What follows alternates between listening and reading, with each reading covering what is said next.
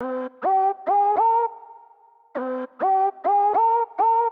is up, y'all? It's your boy Anki coming at you with another video. My Hero Academia Chapter 345 review. As you already know, we do the page-by-page breakdowns, and if you haven't already read this chapter, you gotta get out. That said, everything underway, we pick up right where we left off with the last chapter, with us showing Monoma and then moving the enemies into the cages. We get to cut back to the USJ villain at the beginning, where we see the guy who kind of cut the ship in half. Just a nice callback, reminding you, for those of us who have talked about it and were here last week, you know, we talked about how this is them utilizing the villain's plan from the USJ arc to separate them randomly, so that some villains might end up some places where we might not want them to be, but the most important part is like the main fighters go where they need to do, and they did kind of be selective in their matchups. We can tell as we get through the rest of the chapter that they did pick their targets very deliberately. They focused on where they popped up, and then those people ran to those cages and they got them pushed through. So the villains do break out of the cages, and that was something that we had kind of talked about too, is that these cages really shouldn't be able to hold them. It should be able to make them, they should be able to fight, burn their way out, raw power their way out, whatever. But the whole point was really just by them breaking the plates, them still having some form of shielding, and in general being able to still push them through, getting them through the gates, just getting them encased so that they could properly have a shield more or less, or a barrier to then push them and have a point of leverage for contact, was really the main goal of it, the cages. And in that regard, mission is accomplished. We see that like Bakugo and Deku from jump, we're told they're planning to pair off because he yells for Deku. Tsuyu and Uraraka are already together. We see Endeavor go again, burning. All the heroes making it a point to deliberately go, and then we get that double page spread with Monoma celebrating, kind of talking about how he's moving things and shaking things, being one of the big people in control, big source of power on the battlefield, helping to shape and define how the rest of the course of combat should go. Now, it's worth noting that the person who decides to emphasize the cost of this operation is somebody who was working as an advisor within the Meta Liberation Army, somebody who might have been close to the finances, understanding, especially since this is somebody who was in the Violet Regiment. So in the regiment with Giten and Dabi, likely knowing about the cost of weaponry and war, etc., because that was the Guerrilla Regiment. So that was the one that, in theory, would have been doing a lot of frontline fighting. And in addition to that, paying attention to the cost of support course items and these gates in cages, etc., being something that would kind of fall under that jurisdiction. And it seems like somebody who's descended from Crust or related to Crust or one of his sidekicks is getting involved in this, and he's there. So that's something, if you liked old Krusty Crust, then hey, there you go. That's something for you. I didn't care for him, but you got something out of this at least. So as everybody's getting scattered to the winds, we see that Toga, and this was kind of set up from the first page, similar to how the Ida situation was, where you got to see Ida and then Deku like kind of glaring both, and then it ended up being that Ida was the linchpin and final person for the Class 1A to Midoriya bout. In this one, we had Toga kind of immediately locking on to Deku and then saying for them to hurry up and break the gates, or break the cages, and then sure enough, she ends up launching out her the thing from her mask, and that grabs Deku by the arm, pulling him in. You can see Bakugo is worried as Deku gets pulled into a separate warp gate, because that's not necessarily what the plan was. So as we get a discussion here, we see Aoyama is staying at the site where they betrayed All For One, and Fat Gum is there, likely working with Sun Eater. We see the dude covered in hair from the Overhaul arc, just bringing back some of the older heroes, but also just showing that Fat Gum being able to lead this team as, one, the number 55 hero, but then two, as somebody who's already worked with them previously. It kind of makes sense that they would want to follow his leadership in this battle. And then Monoma going back to Aizawa while simultaneously being able to access Kurogiri's teleportation opens up the door for what was discussed in previous videos of Monoma being able to move between the different sites, and while teleporting into certain areas, being able to utilize and move into where they're distracted, and taking that chance to create an opening for himself by using erasure when he's hidden away to spot someone like AFO, to spot someone like Shigaraki, and then stop them from being able to utilize their quirks for a brief moment, and allowing the heroes to get a quick advantage over them that they didn't see coming, because Monoma And as far as they know, Erasure is out of the picture, and Monoma can be wherever, so they're not always going to have to be under that threat. But the lack of knowledge about when that threat is going to be on the table is likely to be a detriment to the villain's strategies going forward. So, looking at these matchups real quick, and with the first spread, one of the things I like about this is that Hawks is about it. He's, he was the same person as Lady Nagant. Same role. At the end of the day, if they have to take a life, they're going to take a life. And this kind of lets us know that at least when you look at the fight between All for One and Endeavor and the rest of these heroes, at this site, you need to expect this to be a fight to the death.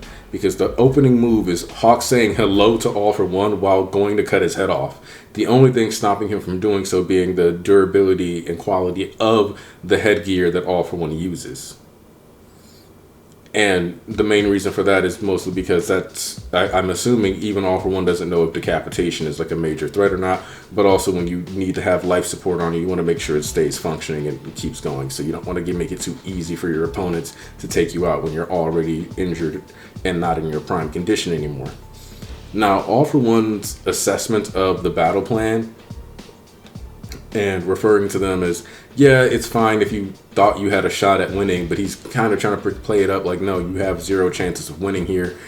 And when you look at this, looks like it's going to be Endeavor and Hawks in the air versus All for One, and then the rest of the fodder and the other students like Tokoyami or people like Kami Woods and Shishida are going to be on the ground. And then if All for One decides to land on the ground, he's going to have to deal with the ground team. But somebody like Pixie Bot being there, all people who can shape the battlefield here or directly pressure All for One in a hand-to-hand combat scenario. That seems to be the implication anyway. Now, All for One referring to this situation as making Shoto clean up his mess while continuing the abuse of his eldest child, kind of showing that All for One is making it a point to be within the scope, like kind of dig into Endeavor's mind. But it's worth noting that Endeavor and All for One's clash is not one that is born of some symbolic narrative thematic thing.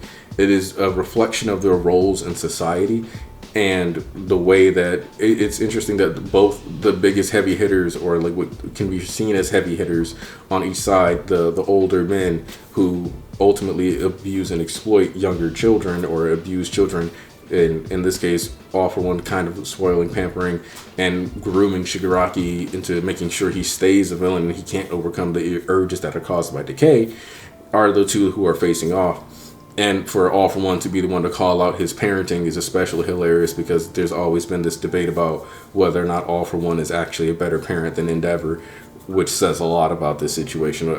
And what I also like about this and want to highlight here is Hawks is carrying actual katanas. So he's not using one of his feather swords, but actual swords that are attached to him. You can see that he even has a sheath on his waist. Things to make sure that while he is injured, he can still somewhat fight. And of course, the fact that he could tag All for One does mean he could potentially surprise him later and be fast enough. Also worth noting that just because he couldn't chop off his head doesn't mean he can't buy some time, maybe hacking off a limb, and that could still help out, because if All for One has to spend energy on regeneration, we already know that the more damage he takes, it does start to wear down after a while. The regen quirk does have a limit, you just have to be able to hit it. So with combination of Endeavor and then the potential of Hawks actually getting to slice off limbs or anything like that, it does open the door for this fight to actually have some weight and viability towards them succeeding. And of course, everybody knows that like you kind of want Dabi to be going against Endeavor. That's Dabi's main goal. But if Dabi is going to fail here, then it kind of makes sense that he doesn't get to see Endeavor and have that last bit of attention that he wants, especially because if he dies here, especially knowing he showed up in that death kimono, if he dies here and he dies without the attention of Endeavor, then it adds like that little bit of extra guilt. But you could also kind of see Shoto reaching out to him and trying to keep him cool in his last moments as he's fading, because Shoto never got to have the opportunity to have that connection. And it could be that at the cost of stopping Dabi, Endeavor 100% does end up losing his family forever, and that's just the deal that is made. I've seen people say they would like it to be more like BoJack, and I think that's kind of how it would go, and it was already trending that direction before the Dobby stuff, but I think if they end up losing Dobby before they can really have a reconciliation of any kind, or a conversation between the family and him, or any interactions, then it is going to hurt them enough that they're just going to need that space. So I also want to highlight that we do get clarification that the teleportation quirk that All For One use objectively has less range and flexibility than the teleportation quirk of Kurogiri. We always kind of had that hint when All For One said specifically he could send things to him or to people he knows, and then now we get the confirmation that he needs to also like kind of know where you are, be able to lock onto you, which makes sense when you think back to Dakaraki locking onto the League of Villains and being like, oh yeah, you're over here, and then boom, pulling them. So it kind of seems like that's one of the main ways teleportation quirks work in the series to help keep them balanced, whereas Warp Gate is one that is primarily based around whether or not you have the coordinates and you have a like fixed location in mind. And then if people are in those locations, obviously you would be able to then reach out to them. So now, the next battleground we see is UA, and I think it's wonderful that, and one of the big discussions for a long time has been, will Deku and Shigaraki's final battle be at UA? Are they going to have this final fight there where they confront each other? And the answer is that was the goal. And we see that UA has become a city in the sky. And the city may be a slight exaggeration, but it's worth noting how large the campus is. The fact that they had multiple like apartment buildings more or less built on that campus within the UA barrier does mean it's big enough where this is likely to be about the size of a small town or a village in the sky. And them making these modifications at the last minute to make sure, I kind of thought we were going to get like a Zord transformation when UA was going to be able to move, but this is just as good. I've seen people comparing this to Sokovia from Marvel.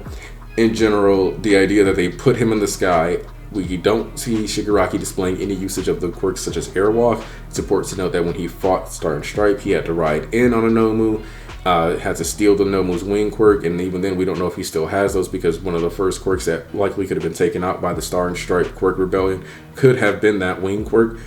That part remains to be seen, but the fact that we have these moving platforms so that different heroes can hop between them and Genis can kind of move those out the way with the carbon fiber threads lets us know that they did put a lot of thought into this arena. You have various heroes like Edshot and Mirko and Najire who are supposed to be on site for this fight, so them needing those platforms because some of them can't fly just makes sense. And that also means like being able to hop between the thread and stuff like that. It would have given Deku some extra mobility with his black whip as well, being able to pull around on the cords. So that, in that scenario where things go well, I actually see it going pretty much in their favor. Now, I've seen a lot of people kind of write off Bakugo as getting totally ragdolled, and I do think Bakugo loses this battle. I don't think Genis is enough. I don't think Mirko is enough. I don't think Edshot is enough. But I do want to say that Bakugo isn't as hopeless as people seem to be suggesting, as Deku went out into the world and he got a month of hard training experience fighting actual villains, fighting assassins, fighting top tier villains from Tartarus. And when he came back and played another game of Catch a Kacchan, he still lost.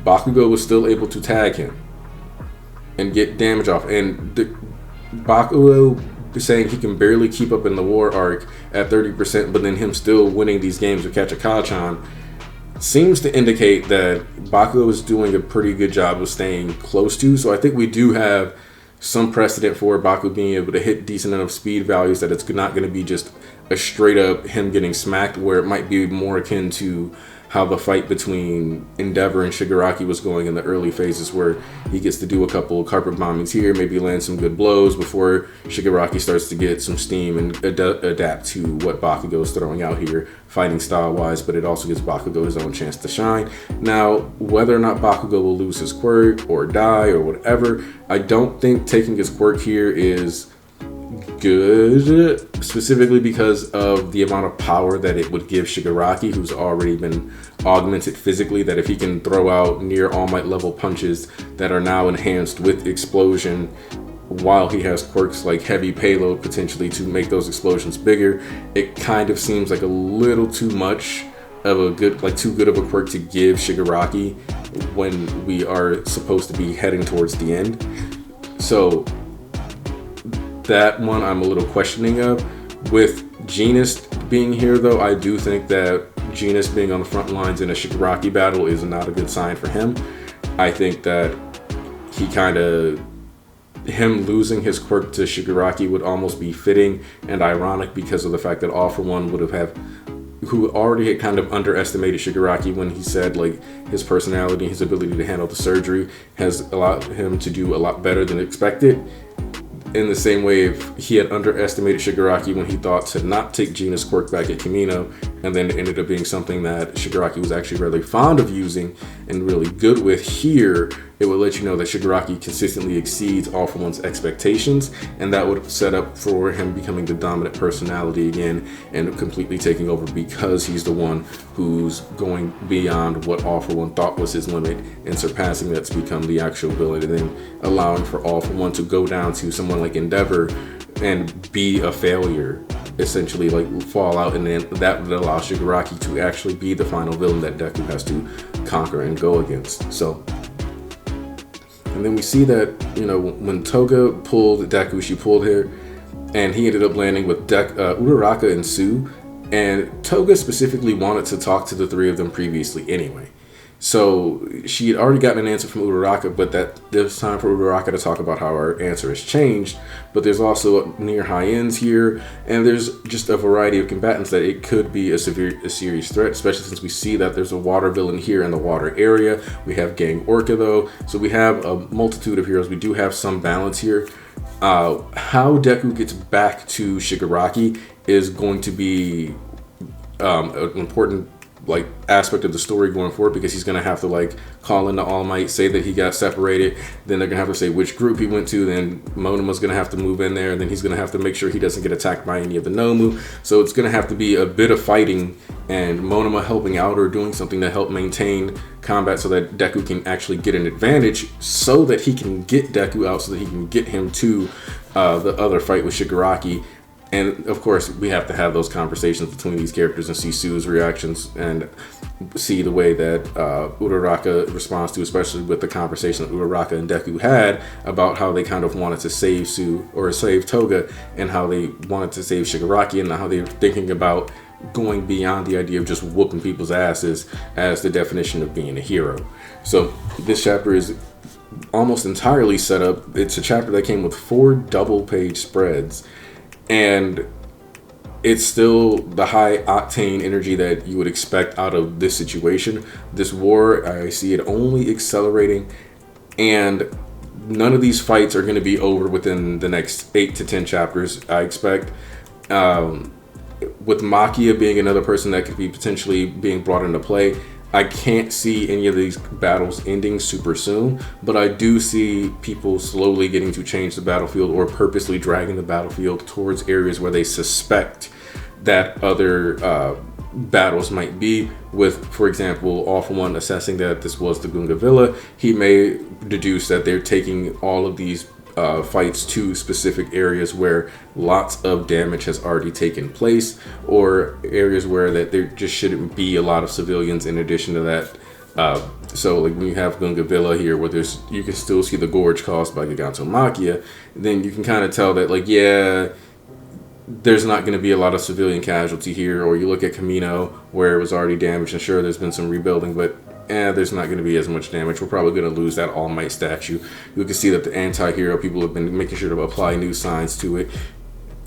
We can also see that the heroes are like standing tall opposed to it.